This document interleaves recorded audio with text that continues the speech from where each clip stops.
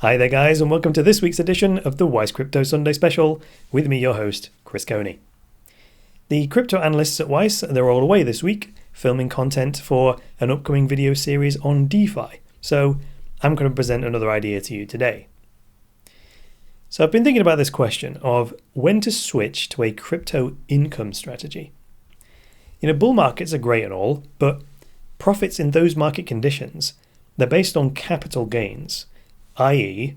you buy low and you sell high.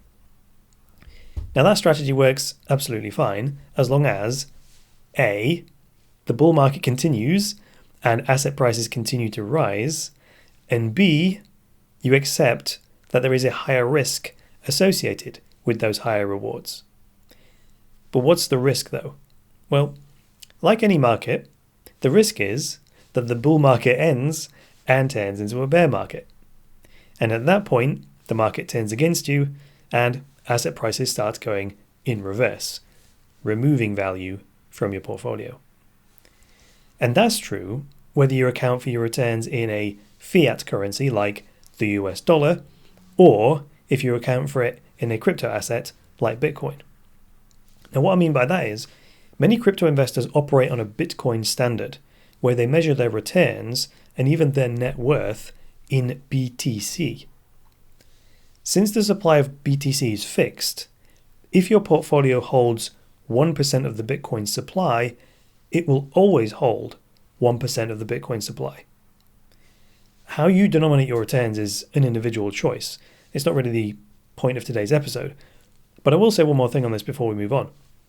If you do denominate your portfolio in BTC, the percentage of your portfolio that is held in Bitcoin would be considered your cash position, since that's the default asset in your portfolio. Just something to think about. Okay, back to the point then.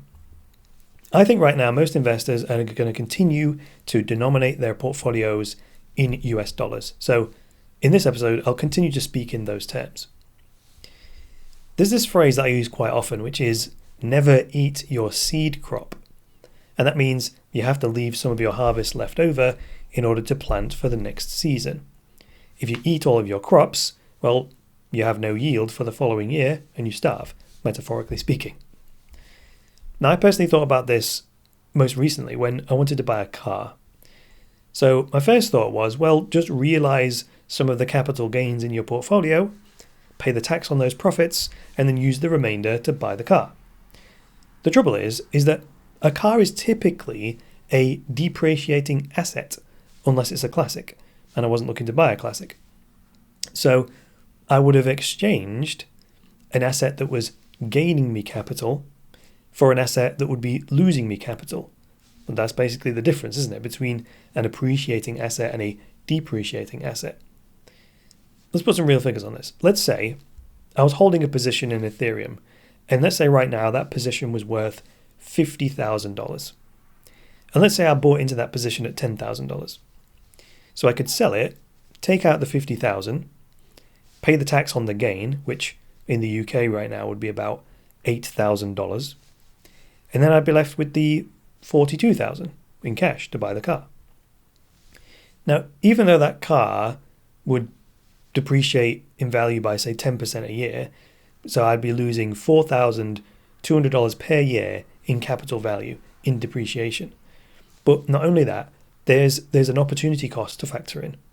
So not only am I losing $4,200 a year in depreciation, I'm also losing out or missing out on any income or capital gains I would have enjoyed if I continued to hold my Ethereum.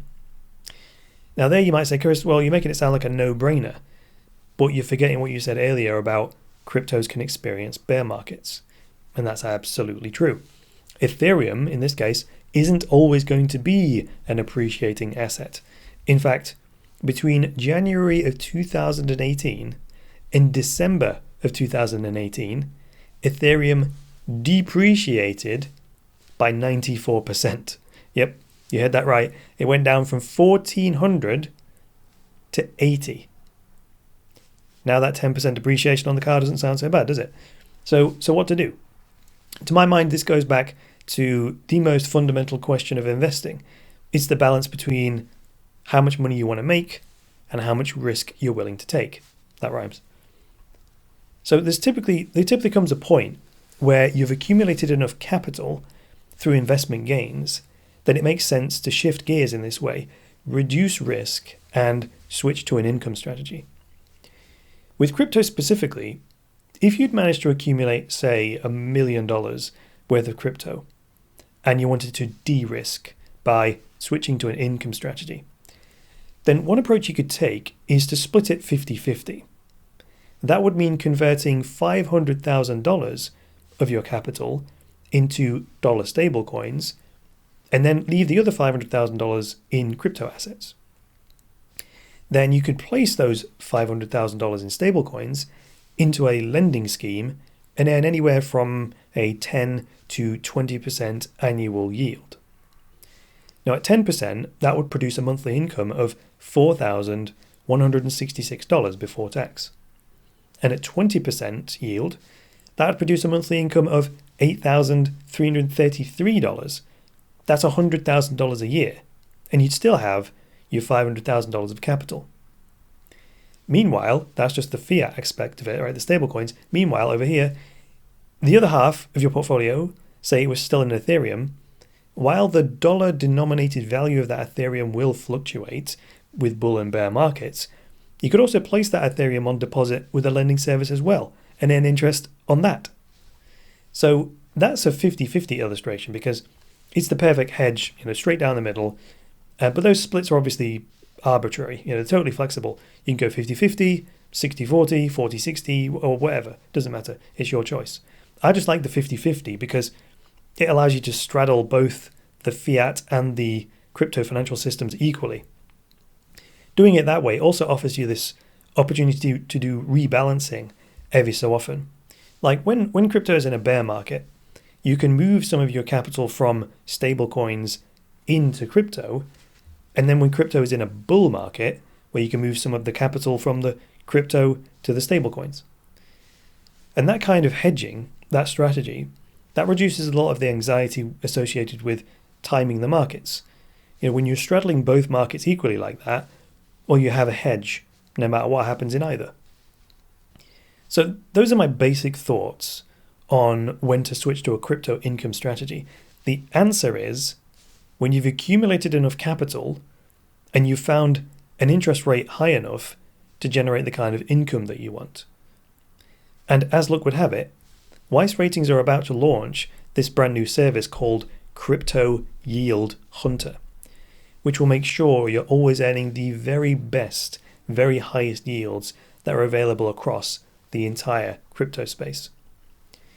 If you're interested in that, just make sure you're on the Weiss Crypto mailing list. And if you're not already on there, I'll put a link to sign up to it in below this video.